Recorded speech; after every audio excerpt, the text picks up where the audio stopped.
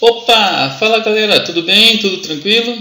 Estou aqui para mais uma aula. Pois é, final do ano chegando, as provas semestrais aí, é verdade? O Enem se aproximando, então bora estudar. Vamos tirar as nossas últimas dúvidas. E qualquer coisa vocês podem estar entrando em contato comigo, que eu, na medida do possível, vou estar respondendo a todos vocês, ok? O tema da nossa aula de hoje são as atividades agrícolas nos Estados Unidos e eu sou o professor Herbert.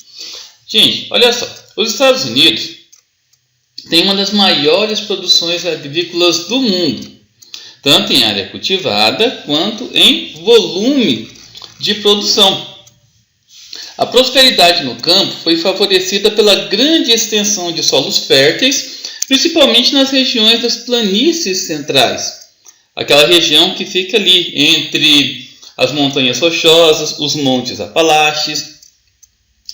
Os Estados Unidos têm a quarta maior extensão territorial do mundo, perdendo apenas para a Rússia, o Canadá e a China. E isso dá a ele uma grande variedade de tipos climáticos e uma grande quantidade de relevo plano. Tudo isso ajuda bastante no contexto das atividades agrícolas. E também, pessoal, é importante a gente destacar os altos investimentos e o uso intensivo de tecnologia. Como vocês podem estar vendo aqui na imagem, olha só, nós temos o canal de irrigação no Arizona, que são áreas assim de climas mais semiáridos, áridos, bem próximo do deserto, não é verdade? Nós temos também aí aquela região da Califórnia, o clima também é bem semiárido, então eles utilizam de técnicas para poder melhorar a produtividade agrícola naquela região. Vamos entender agora as características básicas. A atividade agrícola representa aproximadamente 2% do PIB. Pode parecer muito pouco, tá? Só que 2% do PIB é algo em torno de 350 bilhões de dólares. Isso para o ano de 2015.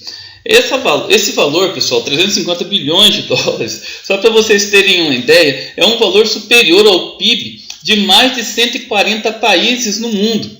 É um valor extremamente elevado. Pouco uso da PEA, da população economicamente ativa, no campo, aproximadamente 0,7%. Ou seja, os Estados Unidos, desde o início do século XX, vem diminuindo a quantidade de pessoas que trabalham no meio rural. E tudo isso por quê? Porque a mecanização vai aumentando, a tecnologia vai aumentando, não é verdade? Elevada produtividade. Cada agricultor produz, em média, alimentos para 300 pessoas.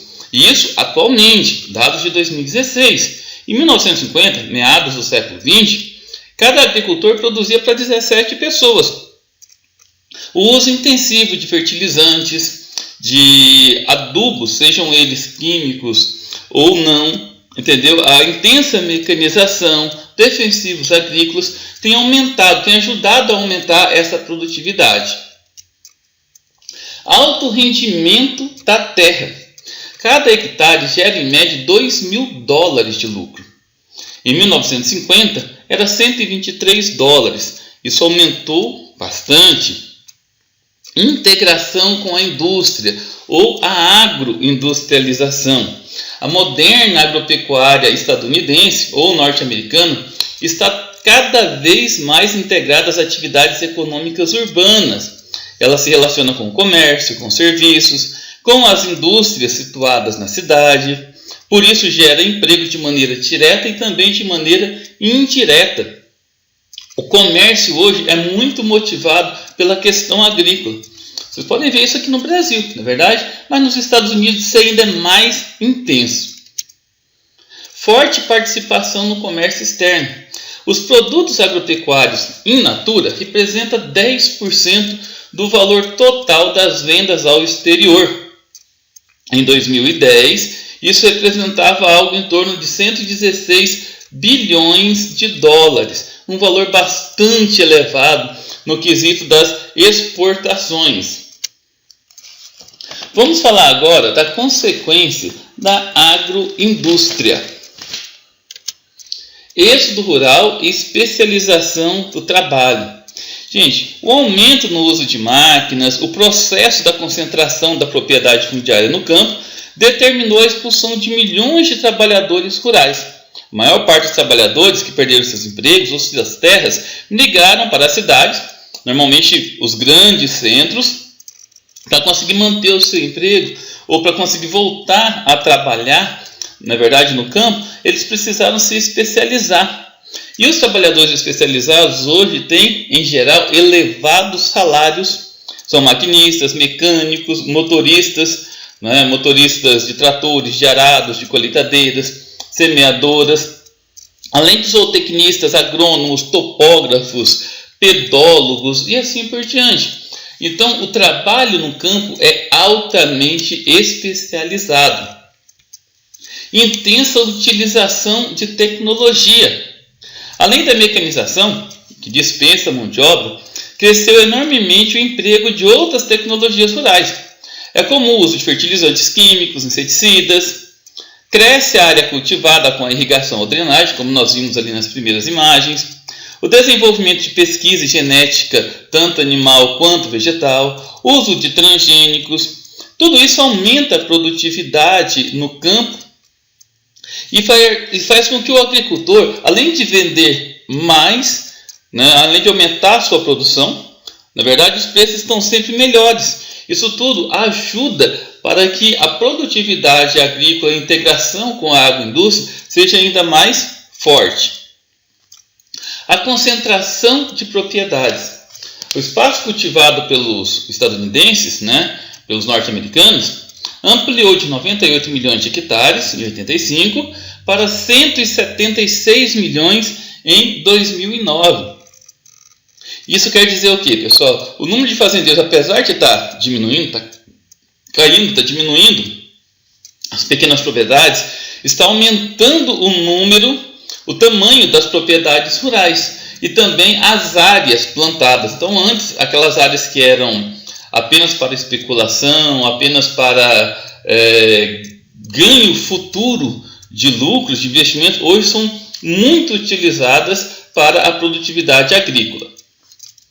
Aqui nós temos, né, os cinturões agrícolas e as principais produções regionais. Então a gente vai entender um pouquinho sobre esses cinturões agrícolas, tá? Sobre os belts e como que é feita a produção nos Estados Unidos.